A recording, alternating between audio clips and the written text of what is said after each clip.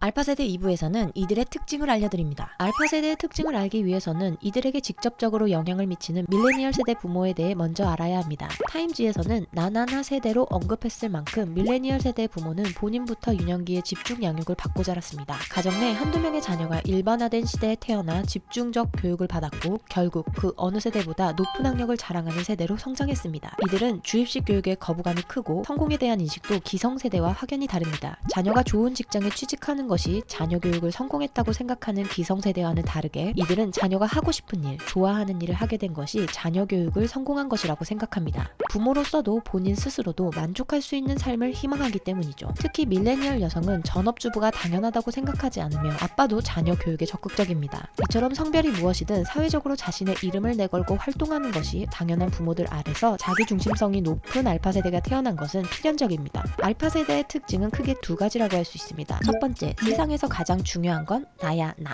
전교 1등, 40세 이상이라면 이 단어에 대한 막연한 로망이 있을 것입니다. 1980에서 1990년대 중고등학교에서는 시험 결과가 나오면 전교 1등부터 100등까지 석차를 교무실 벽에 붙여놨습니다. 그때는 그저 공부를 잘하는 것이 최고였죠. 춤을 잘 추든 노래를 잘하든 공부를 못하면 문제아 취급을 받았습니다. 이후에는 엄친아라는 단어가 등장했습니다. 엄마 친구 아들은 공부만 잘하는 게 아니라 성적도 좋고 운동도 잘하고 못하는 게 없더라 라는 말에 딱 들어맞는 아이가 학교마다 꼭 하나씩은 있었으니까요. 평범한 학생들의 부러움과 질투의 대상이었던 이 엄친아는 다른 친구들과의 경쟁에서 항상 우위를 점했습니다. 하지만 알파 세대에게는 더 이상 전교 1등 엄친아 개념이 통하지 않습니다. 한때 초등학생들 사이에서 유행했던 개근거지라는 말에서도 알 수 있듯이 성실함의 표상이었던 개근이 이제는 해외여행을 갈 수 없는 가난의 표시가 되었습니다. 이처럼 예전에 추앙받던 개념을 알파 세대는 오히려 비호감으로 느낍니다. 왜냐하면 알파 세대는 자신의 영역에서 하나만 잘해도 인정받을 수 있다는 것을 알기 때문입니다. 이들은 사람마다 지니고 있는 기질과 특성이 다름을 인정하고 나름의 최선을 다합니다. 이들의 자기 중심성은 지밖에 모르는 이기심과는 다릅니다. 알파 세대의 정체성은 각자의 매력을 존중해서 나는 나대로 너는 너대로 세상에서 유일한 사람이라고 생각합니다. 이들은 자기 중심성이 강한 탓에 세상에서 가장 중요한 것은 나라고 믿는 세대입니다. 모두가 셀럽, 즉 연예인이라고 생각하기 때문에 누구나 쉽게 인플루언서가 될 수 있는 틱톡을 주로 SNS로 활용합니다. 저출산으로 외동인 경우가 많은데 경쟁하는 형제 자매가 없다는 점도 이들의 주인공 환상을 유지시키는 중요한 요소 중 하나입니다. 대한민국 10대 사용자를 대상으로 표본 조사한 결과 틱톡의 총 사용 시간은 월 19억 4천만 시간으로 카카오톡, 네이버를 넘어서는 것으로 나타났습니다. 전문가들에 의하면 10대를 중심으로 틱톡이 비약적인 성공을 할 수 있었던 이유로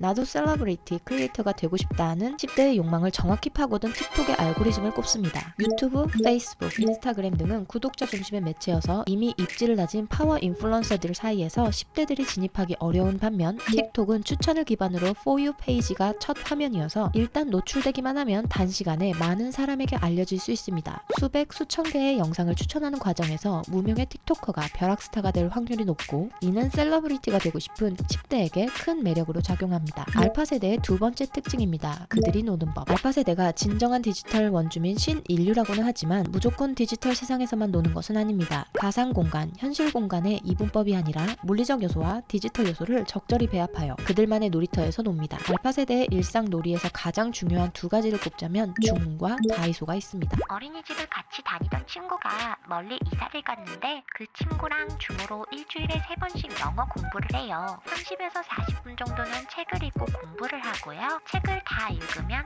같이 유튜브 화면을 공유해서 슬라임 영상을 봐요. 그렇게 친구랑 공부도 하고 놀아요. 줌으로 화면 공유를 하면서 멀리 이사간 친구와도 마치 옆에서 노는 것처럼 함께 놀았다는 한 초등학생의 이야기입니다. 영상통화가 익숙한 알파 세대에게는 물리적 거리가 문제되지 않습니다. 특히 메타버스에서 게임 자체를 즐기기보다는 온라인에서도 친구들과 게임 세상을 누비며 함께 노는 것이 익숙합니다. 놀이터에서 노는 아이들의 모습을 본 지 얼마나 됐을까요? 코로롱 19로 놀이터가 폐쇄되기도 했지만 알파 세대 아이들은 나가서 놀 시간도 없을 뿐더러 미세먼지나 무더위 같은 기후 환경도 큰 몫을 합니다. 대신 오늘날 알파 세대에게는 놀이터를 대체할 다양한 오프라인 활동이 존재합니다. 학교가 끝나면 다이소에 가서 아이 쇼핑을 하고 셀프 스튜디오, 인생 네컷에서 친구들과 사진을 찍고 마라탕으로 배를 채운 다음 버블티를 마시며 수다를 떠는 것이 최고로 신나는 하루입니다. 알면 할수록 알파 세대는 뭔가 귀엽지 않나요? 다음 영상에서는 알파 세대를 위한 필수 교육에 대해 알려드리겠습니다. 그럼 여러분의 교양 있는 세대 교감을 응원하며 다음 영상에서 또 만나요. 안녕!